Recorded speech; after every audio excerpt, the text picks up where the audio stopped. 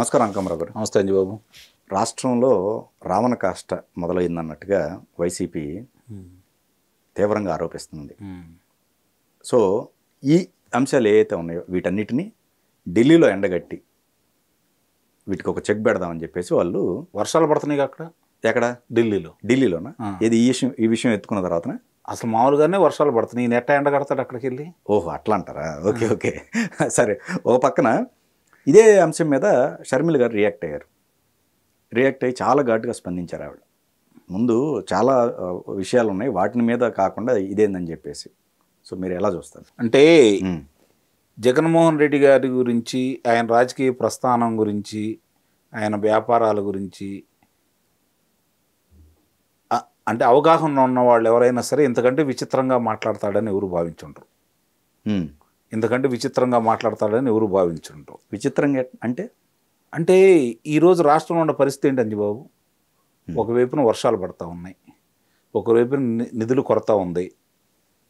తర్వాత వ్యవస్థలు ఏ విధంగా అతన్ని 5 సంవత్సరాల కాలంలో ఎలా విధ్వంసమైనయో జరుగుతూ ఉంది.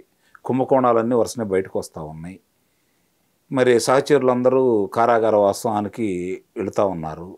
ఈ పరిస్థితుల్లో తనకున్నటువంటి మానసికంగా ఉన్నటువంటి పరివక్తతను కనుక దృష్టిలో పెట్టుకుంటే ఇంతకంటే గొప్పగా ఎలా మాట్లాడతాడనేది నా అభిప్రాయం. రెండోది ఏంటంటే వాళ్ళలో కొంత అంటే కాస్త రాజకీయ అనుభవం ఉన్న వాళ్ళు కొంతమంది 40 రోజుల్లోనే ఇలాంటి కార్యక్రమాలు మంచి పద్ధతి కాదు అని చెప్పిన వారించాలని ప్రయత్నం చేసినా కూడా వాళ్ళ మాటను పెడచెవిని బట్టి తను ఎన్నుకున్న పందానే ఈరోజు ఆయన చూపిస్తూ ఉన్నాడు. నాకు అర్థం కాంది, ఎంత ధైర్యం కావాలి, ఎంత తెగింపు కావాలి ఇలా మాట్లాడాలంటే. ఏ ధైర్యంతో మాట్లాడుతున్నాడు? ఏంటి ఇంత అహంకారపూరితంగా వ్యవహరిస్తున్నాడు? ఒకసారి కనుక మనం ఆలోచించుకుంటామంటే ఈరోజు ఢిల్లీ వెళ్తున్నాడు. నిన్న మీరు చూస్తే ఈ సంఘటనకు సంబంధించి, వినుకొండలో జరిగిన సంఘటనకు సంబంధించి జాతీయ స్థాయిలో అంటే మాసపత్రికకు సంబంధించిన వాళ్ళే కనపడ్డారు అక్కడ. ఆంగ్ల ప్రచారానికి సంబంధించిన వాళ్ళే కనపడ్డారు, మిగిలిన వాళ్ళు ఎవరు కనపడలేదు. వినుకొండలో వాళ్ళకేంటి పని? వినుకొండ సంఘటన వాళ్ళకేంటి అంటే ఇతను ఎక్కడికి వెళ్తే అక్కడ ఇతను భుజాన్ని ఎత్తుకొని ప్రచారం చేయటం కోసం గత ప్రభుత్వంలో 5 సంవత్సరాల కాలంలో వాళ్ళ దానికి వెచ్చించినటువంటి ధనం ఎంతో ఒక్కోటి బయటకు వస్తూనే ఉంది. అంటే దాన్ని అడ్డం పెట్టుకొని ఇంక వాళ్ళు ఒక్కళ్ళే దిక్కయ్యారు, మిగిలిన వాళ్ళు ఎవరు ఈయనకల్లి చూడలేదు. ఇప్పుడు అక్కడికి వెళ్తే ఏమని ప్రశ్నిస్తారు అంటే, రేపొద్దున మీ బాబాయ్ గారు చనిపోయి 5 సంవత్సరాలు దాటింది, మన మార్చి 15 తోటి 5 సంవత్సరాలు పూర్తయిపోయింది, మళ్ళీ 4 మాసాలు కూడా పూర్తయిపోయినాయి. ఆ రోజు నువ్వే కావాలన్నావు సిబిఐ వాళ్ళకి, తర్వాత నువ్వే వద్దన్నావు. దాని గురించి ఏమన్నా కావాలని చెప్పని ఢిల్లీలో గనక నువ్వు సమావేశం పెట్టి ఇలాంటి ధర్నాలు చేస్తే బాగుండేది అని చెప్పని కుటుంబ సభ్యులు అనుకుంటున్నారు, ప్రజలు కూడా అనుకుంటున్నారు. జనపల్లి శ్రీనివాస్ అనే వ్యక్తిని 5 సంవత్సరాలు నీ మీద కోడికత్తితోటి దాడి చేశాడని చెప్పని 5 సంవత్సరాలు కారాగారానికి పరిమితం చేసావు కదా, వెళ్ళి ఇతను నన్ను పొడిచాడు, ఇక్కడే పొడిచాడని చెప్తే శిక్ష అన్నా పడేది. 2 సంవత్సరాలు 3 సంవత్సరాలు. లేదు ఇతను కాదు నాకేం కాలేదు అంటే నిర్దోషిగా బయటకన్నా వచ్చేవాడు. అలాంటి వ్యక్తిని గురించి నువ్వు పట్టించుకోలేదు కదా. దాని గురించి కనుక నువ్వు ఢిల్లీలో కనుక ఇలాంటి కార్యక్రమం చేపట్టినట్టయితే శభాష్ జగన్మోహన్ రెడ్డి గారు అని చెప్పని భావించుండేవాళ్ళు. ఒక దళితుడిని వాళ్ళ వాహన చోదకుడిని చంపి ఇంటి ముందుకు తీసుకెళ్ళి పడేసి నేనే చంపానని చెప్పిన వ్యక్తిని నువ్వు అతని మీద అభియోగాలు ఏ విధంగా పెట్టావు? శిక్షలు పడే విధంగా అభియోగాలు పెట్టలేదు కదా. కాదండి, ఇప్పుడు షర్మిల గారే ప్రశ్నిస్తున్నారు. షర్మిల గారు మాట్లాడారంటే ఒక అర్థం ఉంది. షర్మిల గారు ఈరోజు ప్రశ్నిస్తున్నారంటే ఈరోజు ప్రశ్నించట్లేదు కదా. అవును, గత సంవత్సరం నుంచి ఈ ప్రభుత్వ వైఫల్యాలని, వాళ్ళ బాబాయ్ గారి యొక్క హత్య ఉదంతాన్ని ఆమె ప్రశ్నిస్తూనే ఉంది. వాళ్ళ చెల్లెలు గారు అంటే వివేకానంద రెడ్డి గారి కుమార్తె డాక్టర్ గారు ప్రశ్నిస్తూనే ఉన్నారు, సునీత గారు. అలాగే వాళ్ళ తల్లి గారు సౌభాగ్యం గారు ప్రశ్నిస్తూనే ఉన్నారు. నిన్ను కన్న తల్లి, నిన్ను ముఖ్యమంత్రిగా చూడాలని కోరికతోటి అలమడించిన నీ తల్లి కోరిక తీరిన తర్వాత ఆమెను ఏ విధంగా నువ్వు అవమానకరమైన రీతిలో గౌరవాధ్యక్షురాలుగా తొలగించావో, అంతకంటే నిన్ను అవమానం చేసి నీకు ఓటేయటం ఇష్టం లేక ఆమె వెళ్ళి అమెరికాలో కూర్చుంది. అంటే నలుగురు నీ కుటుంబ సభ్యులు నీ గురించి ఏ విధంగా మాట్లాడారో ప్రత్యక్షంగా ప్రజలందరూ చూస్తూనే ఉన్నారు కదా. మీరన్నట్టు షర్మిల గారు మాట్లాడే ఏ అంశానికైనా సరే ఈరోజు అతని దగ్గర సమాధానం ఉందా? ఈ రోజుకి సమాధానం ఉందా? అది చెప్పకుండా దాని గురించి మాట్లాడకుండా ఈరోజు ఢిల్లీ మామూలుగా సహజంగానే ప్రధానమంత్రి గారి దగ్గరికి వెళ్ళి మాట్లాడాలి అంటే ఆయన అనుమతి కోసం దరఖాస్తు చేసుకోవాలి కదా. ఇంతవరకు దాని గురించి వివరణ ఏమన్నా ఉందా? లేదు. మీరు ఎక్కడైతే నిరసన తెలియజేయాలనుకుంటున్నారో ఆ ప్రదేశంలో నిరసన తెలియజేయడానికి మేము వస్తున్నాము, అనుమతి ఇవ్వండి అని చెప్పని ఢిల్లీ పురపాలక సంఘానికి ఏమన్నా వినతిపత్రం సమర్పించాడా? అంటే ఏమనుకుంటారు, పిచ్చి జనాలకి మేము ఏం చెప్పినా చెల్లుబాటు అవుతుంది, మా ఇష్టం, మేము ఏది మాట్లాడినా వేదం అని చెప్పిన ఒక అహంకారపూరితమైనటువంటి పెత్తందారి ఆలోచన తప్ప ఏమన్నా దానికి అసలు అర్థమేమన్నా ఉందా? ఇంకోటి, ప్రజాస్వామ్యం గురించి మాట్లాడుతున్నాడు, శాంతి భద్రతల గురించి. శాంతి కావాలంటే విజయసాయిరెడ్డి గారిని అడగాల, భద్రత గురించి మాట్లాడుకోవాలంటే జగన్మోహన్ రెడ్డి గారి గురించి మాట్లాడుకోవాలా, అంతే కదా. ఓకే. భద్రత ఏ విధంగా కావాలి అంటే ఆకాశ మార్గాన్ని వెళ్తుంటే రోడ్డు మార్గాన చెట్లు ఎట్లా నరికేయాలో భద్రత అదే అనుకుంటాడు ఆయన. పొన్నూరు వెళ్ళాలంటే తెనాల్లో మామూలుగా వాహనాలు వెళ్లకుండా అడ్డుకట్ట వేయటం అది భద్రత అనుకుంటాడు ఆయన. కాబట్టి వీళ్ళిద్దరిని గమనించాడు కాల. శాంతి గురించి కావాలంటే ఆంధ్ర రాష్ట్రంలో శాంతి భద్రతల గురించి మాట్లాడుకోవాలంటే వీళ్ళిద్దరి గురించి ఉదాహరించాల. ఇప్పుడు నాకు అర్థం కాదు, ఈ మధ్య కొంతమంది స్నేహితులు వీళ్ళు ఢిల్లీ వస్తున్నాడు అంటే ఆయన వేరే రకంగా చూస్తున్నారు. ఓ రకంగా అంటే ఆయన్ని అంటే మనం అనకూడని పదం అది, ఆ విధంగా భావిస్తున్నారు. అలాగే ఇప్పుడు నాకు అర్థం కాని విషయం అంజిబాబు గారు, ఒకవేళ మీ పరిశీలనలో ఉంటే చెప్పండి, ఈయనతో పాటు ఈయన రాకుండా ఢిల్లీలో అన్ని పనులు చక్కదిద్దినటువంటి విజయసాయిరెడ్డి గారు ఇప్పుడు ఢిల్లీలో ఈయనతో పాటు పాల్గొంటాడా లేదా? అదేంటి? అవును, ఆయన ఇప్పుడు వైరం వాళ్ళిద్దరి మధ్య నడుస్తుందని చెప్పి నాకున్న అవగాహన. ఓకే ఓకే, అచ్చా. కాబట్టి ఈయన చేసే దాంట్లో ఆయన పాల్గొంటాడో లేదో కూడా చూడాలి మనం. ఓకే. ఇప్పుడు ఆయన్ని ఢిల్లీలో ఉంటే చక్రం తిప్పుతున్నాడని కదా.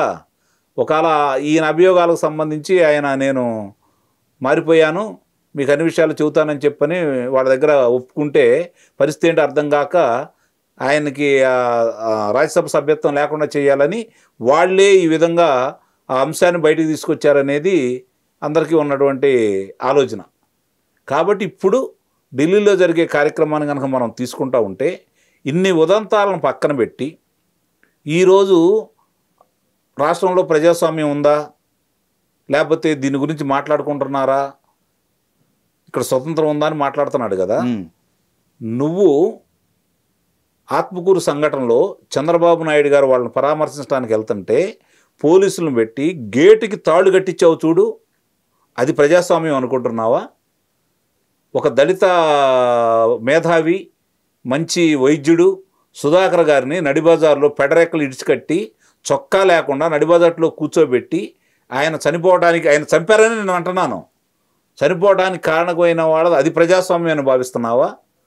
నడిబజార్లో చంద్రయ్య అనే వ్యక్తిని, తోట చంద్రయ్య అనే వ్యక్తిని గొంతు కోసి చంపారు చూడు, అది ప్రజాస్వామ్యం అని నువ్వు భావిస్తున్నావా? లేదంటే అదే ప్రాంతానికి చెందిన జల్లయ్య గారిని అలా విధంగా చంపటం నువ్వు ప్రజాస్వామ్యం అని భావిస్తున్నావా? లేదంటే అబ్దుల్ సలాం గారు కుటుంబం మొత్తం రైలు కింద పడి ఆత్మహత్య చేసుకుంటే అది ప్రజాస్వామ్యం అని నువ్వు భావిస్తున్నావా? లేదు, నీకు 11 మంది శాసనసభ్యులు ఉంటే వాళ్ళు నిన్ను ఎన్నుకోకపోయినా మాజీ ముఖ్యమంత్రి హోదాలో వాహనం అసెంబ్లీ ముందాక అనుమతించినటువంటి చంద్రబాబు నాయుడు గారి ప్రజాస్వామ్యం అనుకుంటున్నావా? ఆ రోజు వినుకొండకి వెళ్ళావు కదా, నువ్వు వెళ్ళటానికి అనుమతిస్తే అది ప్రజాస్వామ్యం అని భావిస్తున్నావా? ఏది ప్రజాస్వామ్యం? నెల్లూరులో వెళ్ళి నీ సహచరుడు కారాగారవాసంలో ఉంటే ఆయన్ని పరామర్శించేసి బయటకు వచ్చి నువ్వు మాట్లాడావు చూడు, అది ప్రజాస్వామ్యం అంటే. నీకు అవకాశం ఇస్తున్నారు వీళ్ళు, నీలాగా చేయట్లేదు కదా. ఏది ప్రజాస్వామ్యం చెప్పమనండి ఆయన్ని. ఓకే, అయితే ఇప్పుడు ఈ రాజకీయ హత్యలు ఈ ఆల్మోస్ట్ ఈ గడిచిన 36 మందిని రాజకీయ హత్యలు చేశారు, 35 మంది ఆత్మహత్య చేసుకున్నారు, అంటే 71 మంది. ఇప్పుడు ప్రజలకు తెలిసింది ఒకళ్ళు, మిగిలిన 70 మంది ఎవరో చెప్పాలి కదా. ఇప్పుడు ఆయన దగ్గర వివరాలు ఉన్నాయా? పత్రికా సమావేశం పెట్టి, మరి ఆయన ప్రసార మాధ్యమం ఉంది కదా, పత్రికలు ఉన్నాయి కదా, బయట వాళ్ళని తీసి పక్కన పడేసేయండి. ఆయనకు అనుబంధంగా ఉన్న వాళ్ళని మనకొద్దు, నీ సొంతవి ఉన్నాయి కదా, వాళ్ళల్లో వివరాలతో సహా పొందుపరిచి గవర్నర్ గారికి రాష్ట్రపతి గారికి పంపించండి. ఎవరి జిలానీ అనే వ్యక్తి, ఎవరి రషీద్ అనే వ్యక్తి, ఎవరి అక్కడ ఉన్నటువంటి బాబు, వాళ్ళ అనుచరులే కదా వీళ్ళిద్దరూ. సంవత్సరం క్రితం వరకు ఎక్కడ ఉన్నారు? సరే, ఎవరు జరిగినా ఎక్కడ జరిగినా మనం హత్యను ఖండించాలి. ప్రజాస్వామ్యంలో అది మంచి పద్ధతి కాదు. 2024లో ఉన్నాం మనం.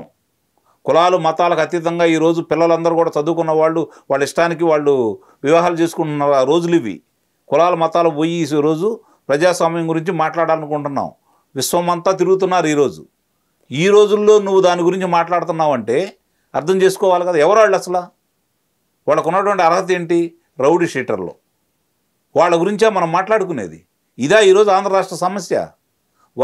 ఈరోజు వరదలు వస్తూ ఉన్నాయి, విస్తారంగా వర్షాలు పడతా ఉన్నాయి.